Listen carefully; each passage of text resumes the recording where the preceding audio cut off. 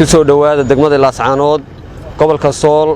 waxaanu xilligan xilli habeenimo u taaganahay afaafka hore magaalada Laascaanood annagoo ah maamulkii gobolka kii degmada shacab weynihii degmada Laascaanood si aanu soo dhaweyno waftiga lixaad kale ee u yimi hawlaha shaqo magaalada ee hogaaminaya wasiirka wasaaradda arrimaha guduhu wasiirka wasaaradda warfaafinta wasiirka wasaaradda gaadiidka iyo horumarinta jidadka wasiirka wasaaradda xanaanada xoolaha iyo kalluumaysiga jananka ciidanka bilayska iyo dhammaan wasiirka wasaaradda arrimaha gudaha wasiirka warfaafinta jananka ciidanka bilayska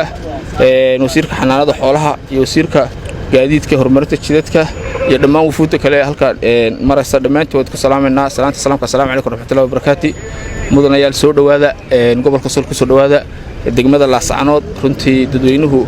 aad baa runtii loo xiiseynay imaadkiina muddo runtii waa mahadsantiin goortan dambe ee habeenimada ah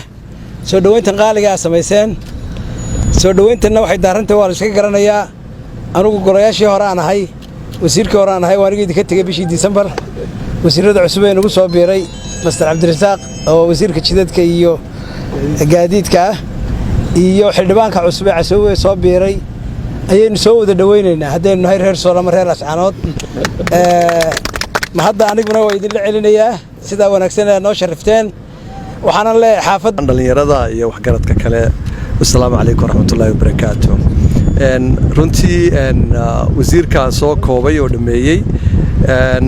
annagu kumaanu talagelin inaad soo dhaweysaan haddaan rabno inaad soo dhaweysaan maalin baanu idin imaan lahayn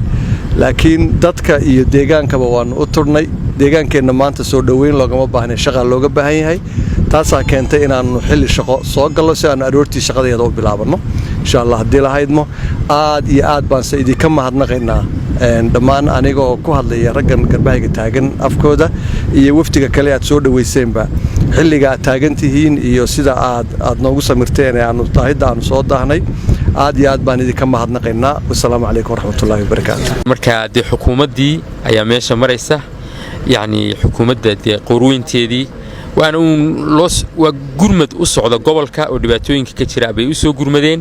marka xilli habeenana sidaad sheegteen weeye taraag dheerna waa ka soo baxno duhurkii baanu ka soo baxnay Hargeysa marka degmada saraakiisha ciidamada dhammaantiin assalaamu calaykum warahmatullaahi wabarakaatuh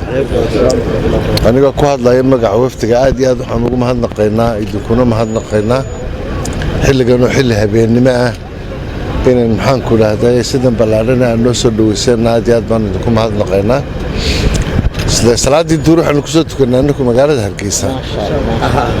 kan waxaanu joognaa Laascaanood nabadda Soomaaliland bay tilmaamaysaa caawana halkan waxaan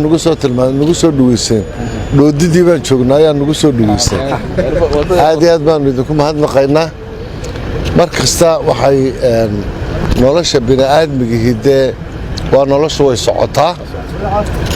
markastana maxaan ku raahday qabyadeeda way leedahay waxaan u soconnaa marka hawlaha gobolka baynu u soconnaa oo hawlaha nabadgelyada ugu horeeyaan kuwana hadda waynu iska wareysanaynaa waa yeelkii gobolka iyo dadweynaha iyo intabana waynu arkaynaa aad iyo aad baynu mahadsantihiin insha Allah bismillaah alkariim ilaahayna waxaanu ka baryaynaa